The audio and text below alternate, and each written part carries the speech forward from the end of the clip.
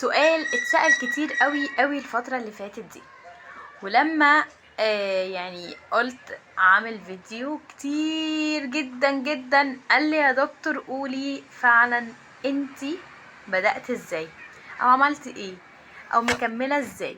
يلا بينا اقول لكم كانت مسيرتي عاملة ازاي، لاني شايفة كتير جدا متحمس يعرف انا كنت بدأت ازاي، وصلت لفين، ودلوقتي بعمل ايه. يلا بينا. بس قبل ما ادخل الفيديو وقبل ما اتكلم في اي حاجة، عايزة الكل يسمع الفيديو من اول كلمة فيه لحد اخر كلمة فيه. اتفقنا. يلا بينا نقول انا عملت ايه.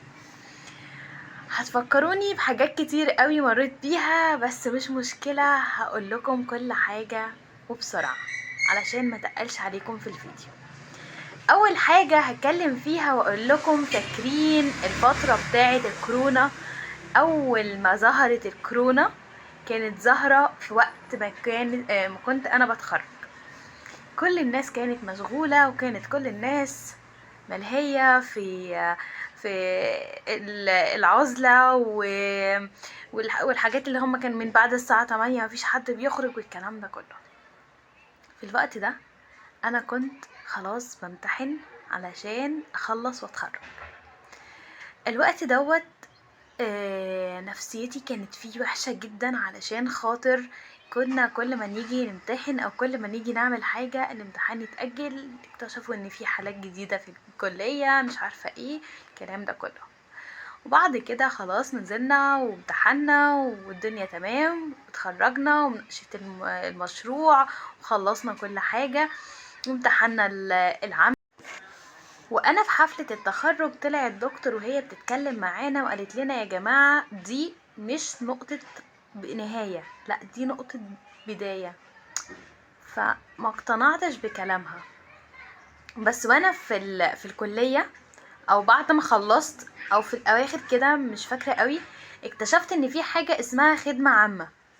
الخدمة العامة دي يعني ما ينفعش ان انت تتعيني في اي مكان او تشتغلي في اي مكان غير لما تاخدي الخدمة العامة دي، علشان ما ينفعش تشتغلي في اي مصلحة حكومية، يعني في اي مدرسة في اي نادي في اي مكان تبع الشغل بتاعنا ما ينفعش ان احنا نشتغل فيه في اي مصلحة حكومية. تمام، لازم الاول خدمة عامة. وبصراحة انا ما كنتش عايزة اخد الخدمة العامة، لاني ما كنتش هشتغل في اي حاجة تخص الحكومة او حاجة حكومية، لان بحس المرتبات بتاعتها بسيطة قوي ومش مجزية، اللي هي مش حاجة يعني اشتغل وهاخد المرتب اللي ممكن يكفيني او الكلام ده كله. فمرتباتها مش واو، فمش هشتغل في حاجة حكومي. يلا بينا ندخل او نتكلم في التفكير اللي انا كنت بفكره، ان انا كنت عايزة اشتغل في حاجة انترناشونال او حاجة برايفت، حاجة خاصة. وبالفعل فضلت دورت علشان خاطر يعني اروح اي مكان خاص. فطبعا انا رحت مكان قريب مننا عشان اشتغل فيه مثلا. فرحت وعملت انترفيو وقعدت اعمل سيرش كتير قوي علشان اعرف يعني ايه الحاجات اللي ممكن او متطلبة في الانترفيو، عشان ما بقاش متضايقة متوترة او في حاجة. رحت وقعدت وقلت لبابا لازم تكون معايا في الانترفيو. قعدت المدرس بتاع المدرسة، هو كان المدرس طلع عارف بابا وراح مدخله معايا المكان اللي انا اصلا بعمل فيه الانترفيو. فالمكان كان فيه عبارة عن المدير وحوالي 2 أو 3 تاني معاه والمستر اللي كنا نعرفه، قاعدين كلهم كده. وانا كنت عمالة ادور اعمل سيرش كده اللي هو ايه، اعرف ايه الحاجات اللي ممكن نعملها في الانترفيو، ايه الحاجات اللي مينفعش نعملها، ايه اللبس اللي ممكن نلبسه، الكلام ده كله. المهم قال لي يعني عرفت ان اهم حاجه ان يكون عندك يعني شخصيه كده وواثقه في نفسك والكلام ده كله. قلت بس الحمد لله كده انا هقعد بقى ايه يتكلموا معايا بكل ثقه كده هرد عليهم. المهم قاعده. فالمهم المدير بيقول لي هو انت خريجة ايه؟ قلت له خدمة اجتماعية جامعة حلوان. قال لي ايه ده، وانا كنت برضو خدمة اجتماعية بس المعهد اللي في مدينة نصر. حسيت بشموخ كده، لو ايه ده انا في جامعة وهو كان في معهد، فهيسلك معايا. قعد بقى، انت عندك خدتي كورسات؟ خدتي؟ واحد تاني يقول لي دبلومات، والتاني يقول لي عملتي حاجة في الانجليش، والتالت يقول لي عملت حاجة كمبيوتر، والتالت يقول لي مش عارفة. طب انت عايزة تبقي مدرسة ايه، او انت جاية ليه؟ قلت له جاية اشتغل. قال لي ايه يعني؟ قلت له اي حاجة. هتشغلني في ال في ال في اسمه دوت ال اللي هما بتوع الكي جي 1 وكي جي 2، عربي انجليش، لان انا اصلا كنت بشتغل تاسيس من وانا في الجامعه، يعني بشتغل مع اطفال تاسيس من وانا في الجامعه، فحافظه المنهج وعارفه. لو عايز تختبرني اختبرني، ما عنديش مشكله. المهم بقى، جيت قال لي بس انتي مش تربيه خاصه، سوري، بس انتي مش تربيه اطفال. قلت المهم، خرجت من عنده وهو بيقول لي جمله: لما تملي السي في بتاعك ابقي تعالي واتكلمي وقولي انا عايزه اتعين او عايزه اشتغل او مش عايزه اشتغل. لقيت بابا بيقول لي ما ينفعش ان انت تنزلي اي مكان ان انت يعني عايزه تتعيني، عايزه تشتغلي، عايزه غير لما يكون معاكي السي في بتاعك مليان وبجد انت مؤهله ان انت تشتغلي. خدت الكلمتين بتوع بابايا وخدت الكلمتين بتوع المستر او بتاع المدير دوت، وروحت البيت. كانت اول خطوة في حياتي اخدها ان انا لازم اكمل، ولازم ما اسيبش اي حاجة غير لما ادخل فيها، مش مجرد حاجة او حاجتين او 3 بالكلام ده. كل حاجة هتفيدني او مش هتفيدني هكمل فيها وهدخل فيها وهشتغل فيها وهذاكر فيها وهتعلم وهكذا. ومن هنا رحت بدأت ان انا اسأل على دبلومات في جامعة عين شمس. وبصراحة انا كنت عايزة تخاطب. طب يا دكتور، انت كنت تعرفي اصلا حاجة عن التخاطب، ولا انت كنت حباها، ولا كان في حد مثلا عندكم حد بيشتغل معاه تخاطب والكلام ده كله؟ لا والله، انا ما كنتش اعرف اي حاجة عن التخاطب، ولا كنت اعرف اصلا يعني ايه تخاطب ولا الكلام ده كله. بس انا ليا حد بصراحة ربنا قدوة ليا، اللي هو خالي، هو اللي كان دايما يقول لي هدير ادخلي في مجال التخاطب، التخاطب حلو، التخاطب كان بيكلمني عليه. فانا حبيت الموضوع، ولما سألت يعني قالوا لي مفيش حاجة دلوقتي. فرحت عرفت ان في اصلا دبلومة اسمها رياض اطفال، كلية تربية، كلية تربية في عين شمس في جامعة البنات، دي عاملة دبلومة بتاعت رياض اطفال. قلت حلو قوي، انا اصلا كده كده بشتغل مع اطفال، وبدأت اشتغل وخلاص. وقبل ما انا اصلا ادخل الدبلومة دي انا كنت سألت على التخاطب، قالوا لي مفيش. بعد ما بدأت يعني انا كنت خلاص يعني دفعت، قالوا لي فاضل يومين بالظبط وكنا هنقفل الحجز عشان بعد يومين بالظبط، يعني كنت في الخميس، كان السبت اول محاضرة ليا. دفعت يوم الجمعة، ونزلت اول محاضرة ليا كانت يوم السبت. بعد ما دفعت في اليوم اللي انا دفعت فيه الفلوس بتاعه الدبلومه بتاعه عين شمس ديت اللي هي رياض اطفال، لقيت حد بيكلمني: احنا عاملين دبلومه تخاطب عين شمس. فجأة ده انا لسه دافعه الفلوس بتاعه التانية، هعمل ايه؟ وبعدين هبقى دبلومتين ومش عارفه ايه، يا اما تستني لشهر 7 اللي جاي. طب انا هستنى سنه تاني؟ بصراحه مفيش حد وقف جنبي، سندني، دعمني، وقال لي كملي، كان راضي بيا، حلوة وحشة ناجحة مش ناجحة. بصي، الوحيدة اللي كانت في ظهري هي مامتي، والدتي، ربنا يخليها لي يا رب. هي اللي قالت لي ادخليها وكملي وعاش وقدمي، والفلوس هي دخلت ودفعت وكملت. طب يا دكتور، كنتي بتعملي الدبلومتين مع بعض؟ كانوش دبلومتين بس كمان، انا عايزه اقول لكم كنت باخد دبلومات، وكنت باخد كورسات ودورات ورش عمل، كنت بنزل نظري وكنت بنزل عمل، كنت بحضر الصبح اونلاين وبالليل اونلاين والصبح اوفلاين، وكنت انزل احمد عرابي وكنت بنزل اماكن كتير قوي، العباسيه، وكنت بنزل اماكن كتير قوي، كنت باخد حاجات كتير قوي. كتير قال لي مش هتكملي، كتير قال لي ايه تخاطب ولا ايه خدمة، كتير قال لي ما انت مش هتنفعي في حاجات كتيرة قوي، يعني هتبقي ايه في الاخر. كنت بسمع وبحول الكلام ده من سلبي لإيجابي. كنت بقول هوصل، واللي كانت بتقولي انا مقتنعة بيكي ومصدقة ان انت هتوصلي هي كانت والدتي، واللي كانت الوحيدة اللي بتدعمني، والوحيدة اللي كانت واقفة جنبي، والوحيدة اللي كانت كل حاجة بتعملها لي بحب. كانت كل حاجة بتقولي هتوصلي وهتوصلي وهتوصلي، وكانت معايا في كل خطوة في خطواتي، وكل حاجة انا بنجح فيها كانت هي الدعم الاول ليا. بجد مش بهزر. ربنا يخليكي ليا يا ست الكل. وابدا ما خجلش ان انا بقول الكلام ده قدام اي حد، ده قدام اي حد في الدنيا اقولك الجملتين دول، لان انا عارفه ان انت هتسمعي الفيديو بتاعي. طيب، قعدت سنتين كنت باخد فيهم كميه حاجات. انا قعدت فتره طويله قوي بعمل بقى شهادات وكورسات وحاجات كتير قوي قوي قوي عملتها. خدت حاجات من عين شمس، وحاجات من جامعة القاهرة، وحاجات من محافظة القاهرة، ووزارة التضامن، ووزارة التربية والتعليم، ووزارة الخارجية، وجامعة بنها. وعملت كمان شهادات او خدت حاجات تانية برضو من المركز البريطاني، ومن المعهد الدراسات العليا، وخدت كمان حاجات من البورد الامريكي. خدت حاجات كتير قوي قوي قوي، كارنيهات، صحة نفسية. طب انت عملتي تخاطب بس يا دكتور؟ مش تخاطب بس، تخاطب، تربية خاصة، وصحة نفسية، وإرشاد أسري، تنمية مهارات، صعوبة تعلم، تخاطب، مقاييس، كمبيوتر، انجلش.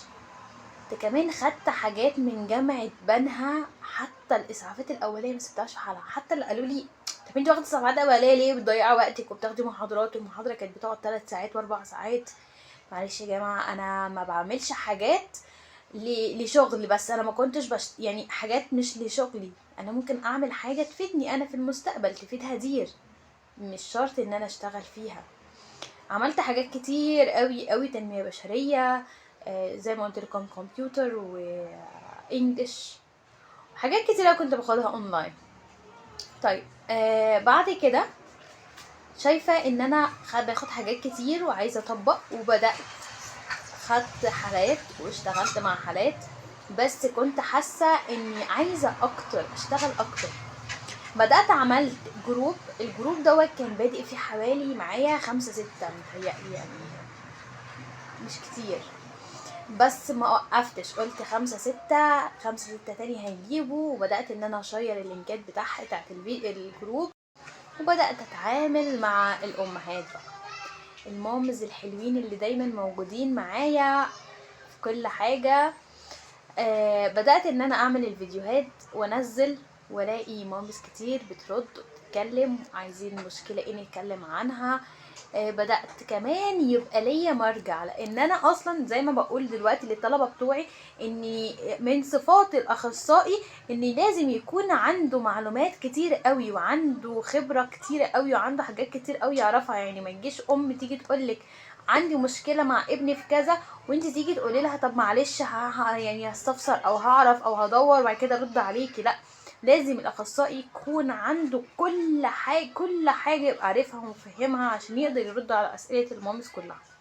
بدات طبعا الشغل بتاعي، انا بدات في التجمع، لان انا اصلا عايشه في التجمع، ونسبه 90% من حضراتكم عارفين ان انا عايشه في التجمع، فكنت بشتغل هنا في التجمع. فازاي فتحت بقيه المراكز التانية؟ زي ما قلت لكم انا كنت بشير سوري.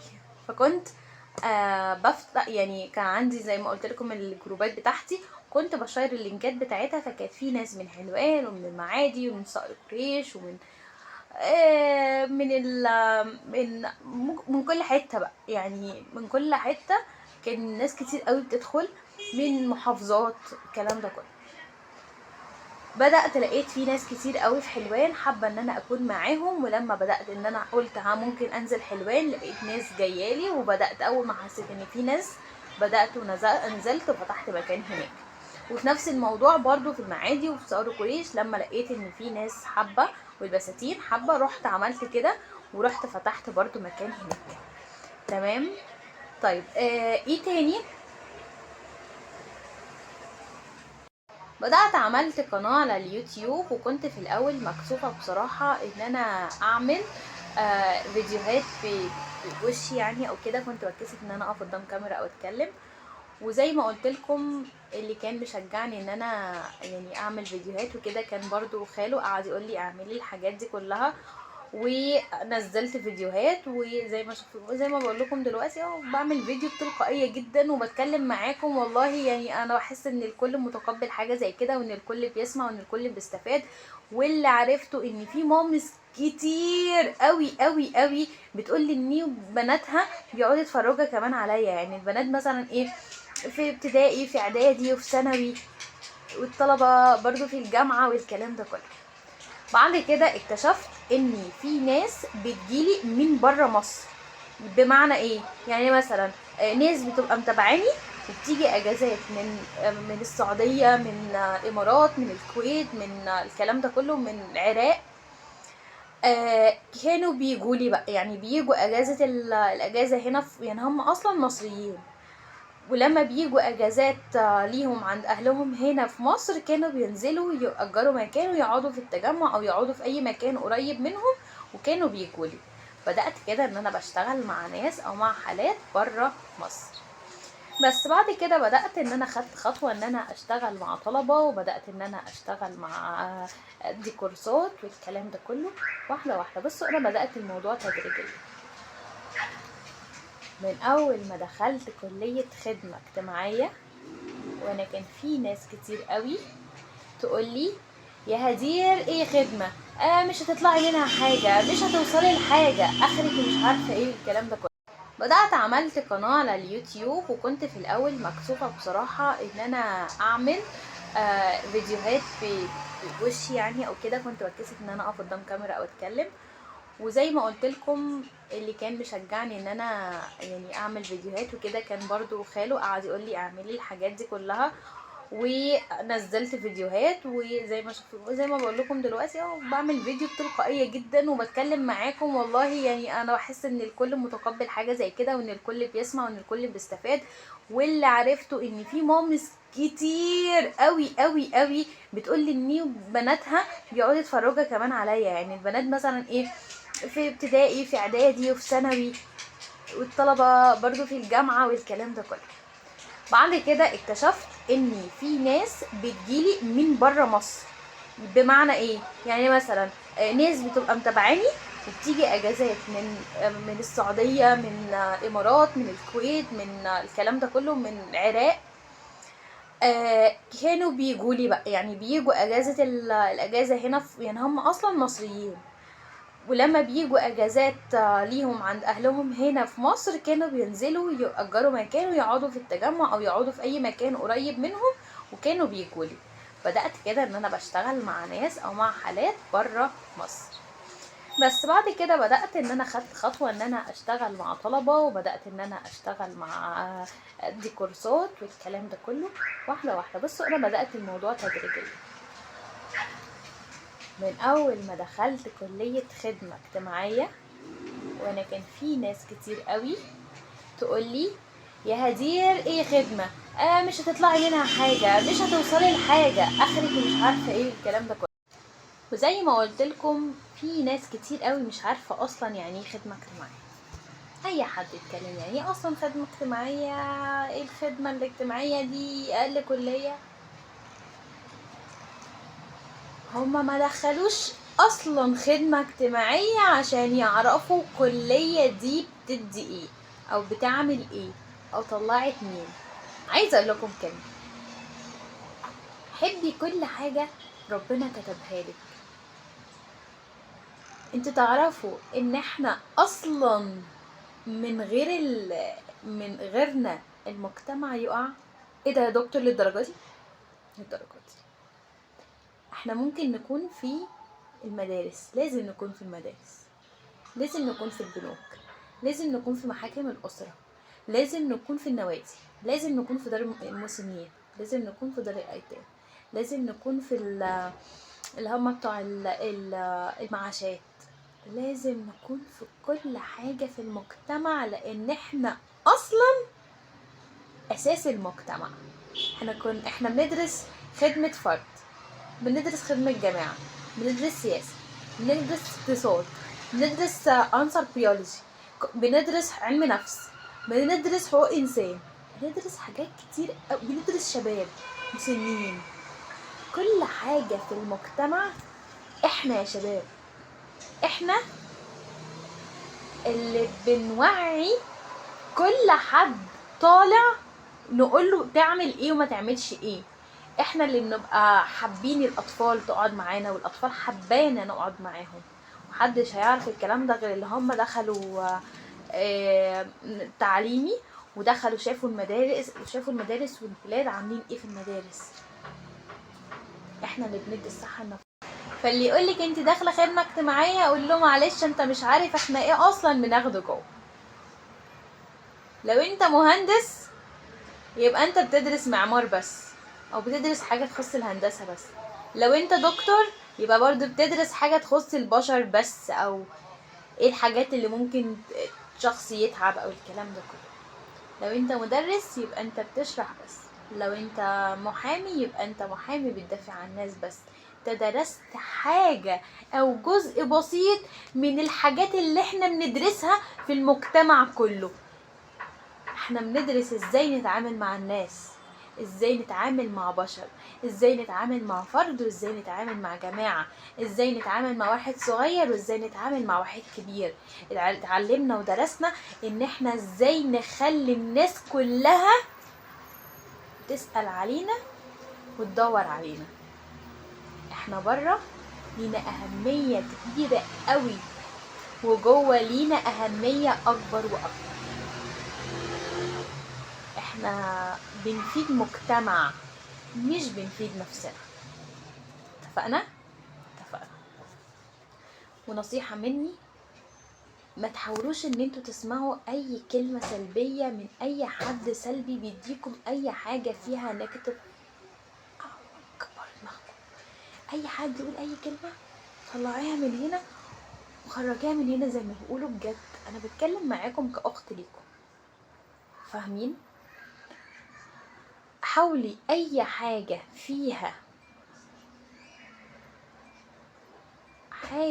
فيها سلبية ليكي ما تركزيش فيها. حولي السلبي ده للايجابي، وحاولي ان انت امشي، حاول ان انت تمشي، ما تحاولش ان انت توقع نفسك. ودلوقتي بتعملي ايه يا دكتور؟ ما بعملش حاجة والله. هو كل حاجة دلوقتي بقت شغلي والاماكن بتاعتي والمراكز والكلام ده كله، كتعليم او كحاجة او كتكملة لاي حاجة. موقفة كل حاجة دلوقتي، لان انا دلوقتي معايا طلبة وبينزلوا بقى كورسات مش عارفة ورش عمل والكلام ده كله. ومكمله حياتي على فكره يا جماعه. عايزه اقول لكم ان مفيش اي حاجه مقصره في شغلي عن اي حاجه. يعني ممكن تعطلني عن حاجه. بنزل تمريني، باكل وبشرب وبخرج مع اصحابي ومهتميه بشغلي ومهتميه بالمركز ده وبالمركز ده وبالمركز ده، والطلبه اللي عندي في الكورسات والطلبه اللي عندي في العملي والطلبه اللي عندي في النظري، وبعمل جلسات استرخاء كل حاجه. مفيش حاجه معطلاني، يعني كل حاجه بحب بعملها. زي ما قلت لكم بخرج بروح وباجي والتمرين مش مقصره في اي حاجه. فما تخلوش حاجه تبقى عائق عليكم. لا شغل بيخليكي عائق ولا يخليكي مشغوله ولا اي حاجه من الحاجات دي، ولا دراسه هتخليكي مشغوله او متضايقه او في حاجه. ما تخليش اي قسمي وقتك. الصبح هعمل كذا، اخر النهار هعمل كذا، في نص اليوم هعمل كذا، بالليل هعمل كذا، وهكذا. حياه مستمره. ودي كانت الخلاصه كلها. وزي ما قلت لكم كانت حوالي 100 اكتر، حوالي 165 شهادة اتعملوا في وقت صغير قوي. حوالي 4 أو 5 كرنيهات، 6 مش عارفة، مش فاكرة والله كمية الكرنيهات. بس عايزة اقول لكم هي لا بشهادات ولا بالعدد. انا من كتر الشهادات اللي عندي انا كنت فرداهم تحت السرير، عاملاهم زي ملاية كده تحت المرتبة. واللي اللي كان عندي في الاول كان هيشوف ان انا كنت منزله يعني الشهادات عاملاها زي بروفايل كده على الفيسبوك. يعني ممكن تدخلوا على الصفحه بتاعه الفيسبوك تشوفوا يعني انا كنت فرداهم على سري كده وحاطه صورة بروفايل. ودي كانت اخر حاجه عايزه اقولها لكم. وقلت لكم من شويه ان انا ما بعملش حاجه، بس بقرا كتب كتير. بقرا كتب كتير يا جماعه، علشان الكتب دي هي اللي بتديني معلومات وحاجات جديده اعرفها. علشان خاطر زي ما قلت لكم احنا لازم يكون عندنا ثقافه عاليه قوي، ولازم يكون عندنا كل حاجة عارفينها وكل حاجة. ما فيش حد من المهمس تيجي تسألنا على حاجة نقول لها معلش هنعرف هنسأل مش عارفة ايه. لا، لازم اكون عارفة كل حاجة. بقرأ كتب كتير الفترة دي في كذا مجال وفي كذا حاجة، علشان خاطر المعلومات والافكار تبقى موجودة. ودي كانت مسيرة دكتور هزير من أول ما خلصت الكلية لحد ما وصلت للشهادات والحاجات والشغل والكلام ده كله. اني حبايبي الحلوين دايما بيسألوني عملت ايه وخدت ايه وايه الاماكن المعتمدة اللي خدتها وايه الشهادات اللي خدتها ووصلت لفين وما وصلتش لفين. وكمان شايف ان في كتير قوي يعني شايف ان انا قدوة ليه، فاتمنى بجد ان انا اكون فدتكم واستفدتوا. وبجد كنت مبسوطة جدا في الفيديو، بتكلم بتلقائية. بحبكم جدا. باي باي.